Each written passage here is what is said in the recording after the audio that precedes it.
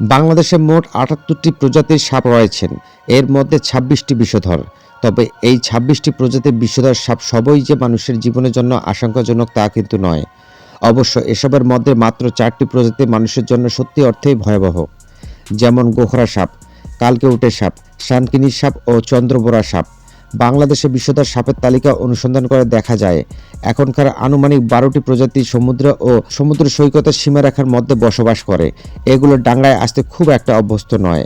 মানুষ বা অন্য কোনো স্থলচর প্রাণীকে এরা কখনো ঘায়েল করে না বা এদের আঘাত করেছে এমন কোনো কথা শোনা যায়নি। বাংলাদেশের বিভিন্ন ঘন বনাঞ্চল, সমুদ্র বন্দর, চা বাগান ও পাহাড়ি অঞ্চলের স্যাঁতস্যাঁতে বনভূমি ও ঝর্ণাধারার ধারের কাছে প্রায় ৫টি প্রজাতির বিষধর সবুজ বোরা সাপ দেখতে পাওয়া যায়। লোকালয়ের সঙ্গে এই অঞ্চলগুলো খুব একটা সম্পর্ক না থাকায় এগুলোর কামড়ের কোনো লোক মারা যায়নি। ২-৩টি প্রজাতির প্রবাল সাপ বা পান্থার সাপের বেলায় সম্ভবত একই কথা প্রযোজ্য। আজ আমরা বাংলাদেশের ৫টি ভয়ঙ্কর সাপ সম্বন্ধে জানব। আমি শ্যাম চৌধুরী। আমার পাশে থেকে আমার চ্যানেলটি সাবস্ক্রাইব করুন ও আমার ফেসবুকে ফলো দিয়ে আমার পাশে থাকুন। ধন্যবাদ সবাইকে। গোখরো সাপ।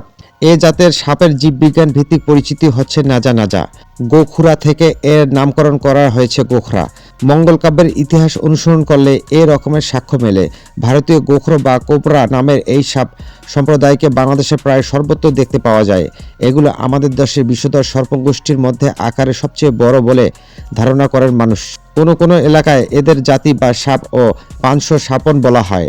এছাড়া এ জাতের সাপের এলাকা ভিত্তিক নানা ধরনের অপ্রচলিত নামও রয়েছে। গোখরা সাপ সাধারণত ৫ থেকে ৬০ ফুট পর্যন্ত লম্বা হয়ে থাকে। আমাদের পরিচিত সাপ প্রজাতিগুলোর মধ্যে গোখরোর ফনা সবচেয়ে বড় ও বৈশিষ্ট্যপূর্ণ। গোখরো ক্ষিপ্র ফনা দেখার অভিজ্ঞতা কম বেশি আমাদের অনেকেরই আছে এবং সেটা বাস্তব পরিবেশে না হলেও সাপুরে বেদেদের সাপের খেলার আসরের সুবাদে হয়ে থাকে। গোখরোর ফনার উপরে সাধারণত ২টি চশমা আকৃতির কালো বলয় থাকে এবং এই যুগল বলয় থেকে ২টি রেখা নিচের দিকে নেমে গিয়ে একত্রে যুক্ত হয়ে ইংরেজি ইউ অক্ষরের আকার ধারণ করেছেন। অন্য জাতের গোখরোর বেলায় ২টি বলয়ের জায়গায় একটি বলয় দেখতে পাওয়া যায়। বলয়ের মাঝখানের অংশটি সাধারণত কালো হয়ে থাকে।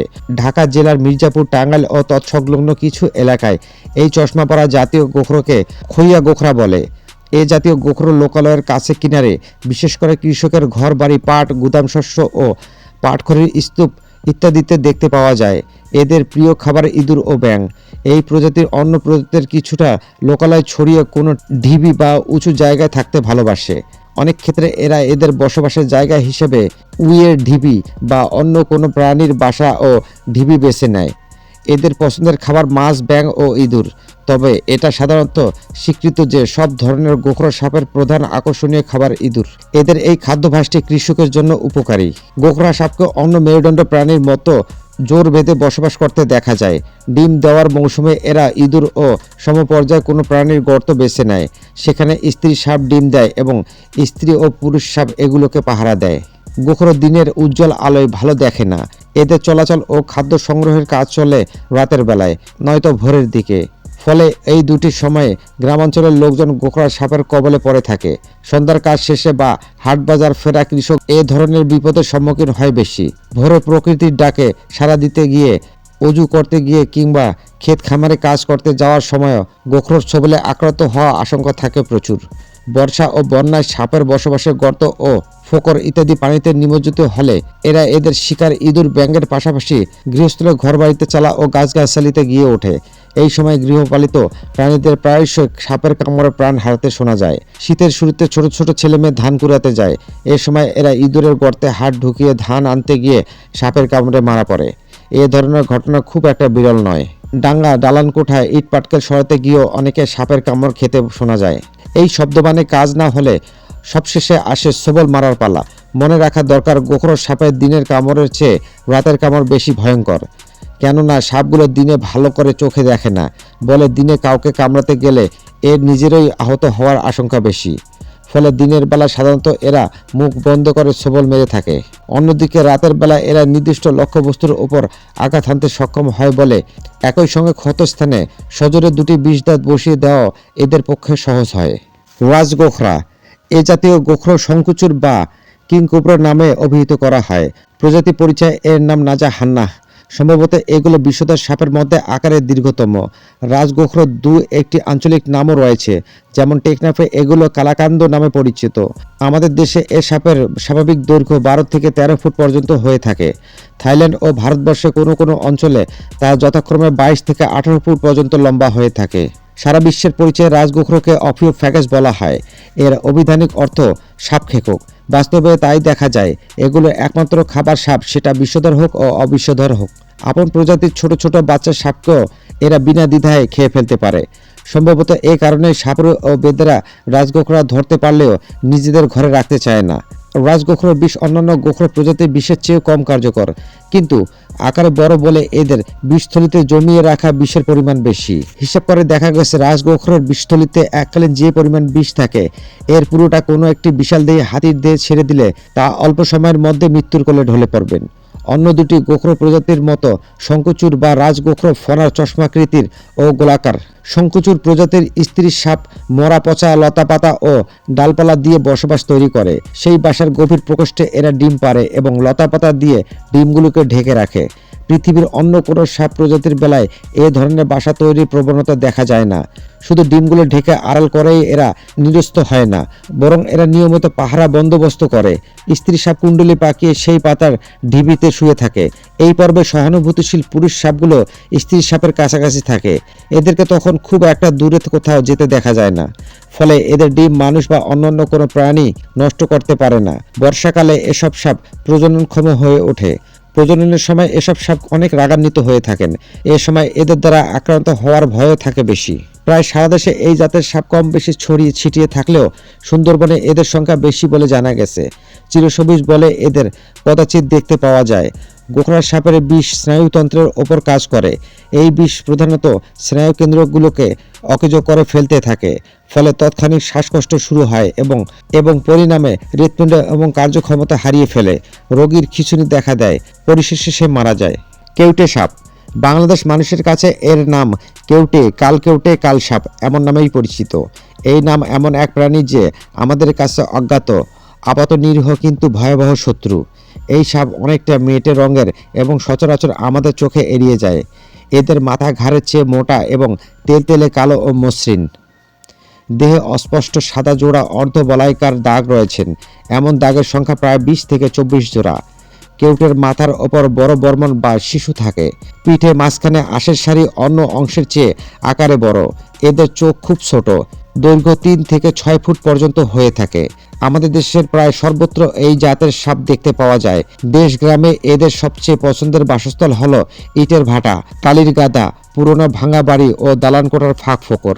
এদের অনেক সময় কাঠখড়ির গাড়ি, ইঁদুরের গর্ত ও উইয়ের ঢিবিতে লুকিয়ে থাকতে দেখা যায়। কেউটে সাধারণত দিনের বেলায় বিশ্রাম নেয় এবং রাতে কর্মচঞ্চল হয়ে ওঠে, খাবার জোগাড়ে নেমে পড়ে। দিনের বেলায় ইঁদুর বা অন্য কোনো খোরক প্রাণীর গর্তে এরা লুকিয়ে থাকে। এদের উঁচু অঞ্চলে খুব একটা দেখা যায় না। কেউটের খাবারের মধ্যে উল্লেখযোগ্য হলো ইঁদুর, ছোট আকারের সাপ, এমনকি এগুলো নিজের প্রজাতীয় অন্য সাপও খেয়ে ফেলতে পারে। এদের দাঁত তুলনামূলকভাবে ছোট হলেও শত্রুর দেহে এমনভাবে কামড় বসায় যে রীতিমতো ক্ষত হয়ে যায়। যাকে কামড় দেয় ভালো মতো দাঁত বসায় দিয়েই ছেড়ে দেয়। কিউটের খুব দ্রুত গতিতে ছোবল মারে। রাতে বিষধর সাপে কাটা রোগীর শতকরা প্রায় 80% কেউটে সাপ। এদের গায়ের রং কালো বা মেটে হওয়ায় রাতে অন্ধকারে সচরাচর এদের চোখে পড়ে না। কেউটের বিষ গুণগত মানে গোখরোর মতো দেখা গেলেও বিষাক্ততার ঘনত্বে তা গোখরোর চেয়ে 2 থেকে 8 গুণ বেশি। এরা কামড় দেওয়ার প্রথম 4 থেকে 5 ঘন্টা পর্যন্ত রোগীর বিষক্রিয়ার লক্ষণগুলো গোখরোর মতোই। তবে কিউটের ছোবলে গোখরোর ছোবলের মতো ক্ষতস্থান ফুলবে না, কোনো ব্যথাও হবে না। এমনকি প্রথম কয়েক ঘন্টা রোগীর দেহে বিষক্রিয়া কোনো লক্ষণ নাও দেখা দিতে পারে। ছোবলে 6 থেকে 12 ঘন্টার মধ্যে পাকস্থলী এবং অঙ্গ প্রত্যঙ্গের জোড়ায় জোড়ায় ভীষণ ব্যথা অনুভূত হতে পারে। সাপের কাটা রোগীর মধ্যে কেবল কেউটের কাটা রোগীর নীরবে মৃত্যুর কোলে ঢলে পড়ে। কথায় আছে না, আর রক্ষা নেই, কাল কেউটে কেটেছে। শাকিনী সাপ। আমাদের দেশের কিউটে দলের প্রধান প্রজাতি শাকিনী, শঙ্খিনী বা দুমুখ সাপ। অবিষধর দুমুখ সাপ দেখতে প্রায় কেঁচোর মতো হলেও একটু বেশি চঞ্চল। সামগ্রিকভাবে এই দলভুক্ত সাপগুলোকে কেউ কেউটে মর্যাদা দিতে অভ্যস্ত নয়। শাকিনী সাপ দেখতে বেশ সুন্দর। এদের দেহাবরণে স্পষ্টতর কালো হলুদ বলয় অঙ্কিত। বলয়গুলো বেশ গাঢ় ও মনোরম। এমন বর্ণাঢ্য সাপ আমাদের দেশে খুব একটা দেখা যায় না। এই কারণে হয়তো এই সাপ সম্প্রদায় আমাদের কাছে বিশেষভাবে পরিচিত। এগুলো দৈর্ঘ্য 5 থেকে 7.5 ফুট পর্যন্ত হয়ে থাকে। শাকিনী বা শঙ্খিনী সাপের লেজ কিছুটা ভোঁতা ও তুলনামূলক মোটা, অনেকটা কৃত্রিম উপায়ে কেটে ভোঁতা করে দেওয়ার মতো। এই সুযোগে সাপুড়েরা অনেক সময় সেই ভোঁতা লেজে চোখ আঁকে ও সিঁদুরের ফোঁটা দেয়। তখন সেটিকে সহজে দর্শক মহলে বিরল দুমুখ সাপ বলে চমক লাগিয়ে দেয়। স্বভাবে এসব সাপ খুব শান্ত। এগুলোই একমাত্র বিষধর সাপ যাদের দাঁত না ফেলে সাপুড়ে বা বেদেরা খেলা দেখাতে সাহস পায়। শাকিনী কিউটের মতোই নিশাচর। জলাশয়ের ধারের কাছে ইঁদুরের গর্ত, উইয়ের ঢিবি ও ইটের ভাটা এদের পছন্দের বাসস্থল। দিনের বেলায় এগুলো গর্ত থেকে বেরিয়ে পড়লে এদের গায়ে উজ্জ্বল রঙের জন্য সহজে লোকের চোখে ধরা পড়ে। তখন এগুলো মারা পড়ে। শাকিনী সাপ বর্ষাকালে প্রজনন হয়। একটি স্ত্রী সাপ প্রায় 15টির মতো ডিম দেয় এবং সেগুলো থেকে বাচ্চা তোলে। ডিমের উক্তিকাল ও ইনকিউবেশন এর সময় প্রায় 2 মাস। স্ত্রী সাপ ডিমের যত্ন নিতে অভ্যস্ত। বাংলাদেশে প্রায় সব উপকূলীয় এলাকায় সমতল ভূমি ও সাপ সম্প্রদায়ের বিচরণ ক্ষেত্র। চন্দ্রবোরা সাপ। চন্দ্রবোরা ভাইপার পিডিও জাতের সাপ। এদের বা রাসেল ভাইপারদের হঠাৎ করে দেখলে অজগরের বাচ্চা বলে ভুল হওয়া স্বাভাবিক, কিন্তু এদের মাথা ও পৃষ্ঠদেশীয় রূপ ভিন্নতর। মাথা তুলনামূলকভাবে বড়, ত্রিকোণাকৃতি এবং ঘাড় সরু। এদের বুক থেকে পায়ুপথ পর্যন্ত মোটা লেজ, সরু এবং আকারে ছোট। দেহাবরণের আঁশ শুকনো, খসখসে এবং পেছনের দিকে উল্টানো। আঁশগুলো 3টি পাশাপাশি শেকলের মতো সারি করে সাজানো। প্রতি সারির সংযুক্ত শেকল বলয়গুলোর গোলাকার আকৃতি, ডিম্বাকৃতি ও বরফি আকৃতি। গায়ের সাধারণত রং বাদামি থেকে হলদেটে, পেট বাদামি ও হলদে চিতিযুক্ত। রাসেল ভাইপার সাপের প্রধান খাদ্য ইঁদুর। সময় সময় এগুলোকে পাখিও ধরে খেতে দেখা যায়। শিকার ধরার জন্য এরা ওত পেতে বসে থাকে। শরীর ভারী হওয়ায় দরুন এগুলো দৌড়ে শিকার ধরতে পারে না। শিকার নাগালের মধ্যে এলে কাল বিলম্ব না করে সঙ্গে সঙ্গে কামড়ে ধরে। ধরার পরপরই শিকারের দেহে বিষ ছড়িয়ে দেয়। এরপর আহত প্রাণীটির গন্ধ শুকে সেটিকে সংগ্রহ করে খায়। অন্যান্য সাপের মতো এদের জীব শব্দ শোনে না। বাতাস ও মাটি থেকে এরা দ্রবীভূত রাসায়নিক দ্রব্যের গন্ধ সংগ্রহ করে। এরপর সেই গন্ধ শুনে পাঠিয়ে দিয়ে বিশ্লেষণের মাধ্যমে খাবার খেয়ে নেয়। ধান ক্ষেত, পাট ক্ষেত, রেল লাইন, ইটের ভাটা ও বাড়ির আশেপাশে ঝোপঝাড়ে এদের পছন্দের আবাসস্থল। লোকালয়ের গাছপালাগুলির নিচে জমে থাকা শুকনো লতা পাতা এবং ইঁদুরের গর্ত বা ইউয়ের ঢিবিতেও এদের দেখতে পাওয়া যায়। চন্দ্রবোরা সাপ কুষ্টিয়া, যশোর, খুলনা ও রাজশাহীতে বেশি পরিমাণে দেখা যায়। যমুনার পূর্ব দিকে ঢাকা অঞ্চলের এদের সন্ধান পাওয়া যায়। স্ত্রী চন্দ্রবোরা সাপ ডিম না পেরে সরাসরি বাচ্চা প্রসব করে। সিঞ্চির ডিম স্ত্রী সাপের পেটের বিশেষ থলিতে আবদ্ধ থাকে। বাচ্চা না ফোটা পর্যন্ত ডিমগুলো পেটের থলিতেই বাড়তে থাকে। বর্ষা মৌসুমের শুরুতে 20 থেকে 40টি পরিণত সাপের বিকল বাচ্চা বেরিয়ে আসে। চন্দ্রবোরা আমাদের দেশের মারাত্মক বিষধর সাপগুলোর অন্যতম। এগুলো রেগে গেলে বা আত্মরক্ষার প্রয়োজনে কোণঠাসা হয়ে পড়লে প্রথমত তীব্র হিস শব্দ করে, শত্রুপক্ষের ভয় দেখায়। তাতে যথেষ্ট কাজ না হলে এরা সবল মারে। চন্দ্রবোরার কামড়ে রোগীকে বাঁচানো কঠিন হয়ে পড়ে। এদের বিষ গোখরার বিষের চেয়ে 3 ভাগের 1 ভাগ কম বিষাক্ত হলেও মাথা বড় থাকায় এদের বিষথলিতে বিষের পরিমাণ বেশি থাকে। সেই বিষ একবার শত্রুর দেহে পুরো মাত্রায় ঢেলে দিলে রোগীর অবস্থা হয়ে পড়ে সঙ্গীন। চন্দ্রবোরা বিষ প্রাণীদেহের রক্তকণিকে আক্রমণ করে। অন্তরক্ষ বা জমাট বেঁধে যাওয়ার জন্য রক্তে যে রাসায়নিক উপাদান থাকে তা ভেঙে অন্য বস্তুতে পরিণত হয়। এই অবস্থায় রোগী সহজে মৃত্যুমুখী হয়ে পড়ে। এই সাপের কামড়ে জ্বালাপোড়া অনুভূতি ও ক্ষতস্থান ফুলে যায়। রোগীর থুতু, বমি, প্রস্রাব, পায়খানার সঙ্গে রক্ত আসতে পারে। এক্ষেত্রে ফুসফুস, হৃৎপিণ্ড, বৃক্কের স্বাভাবিক কার্যক্রম ব্যাহত হয় এবং রোগী মৃত্যুর কোলে ঢলে পড়ে।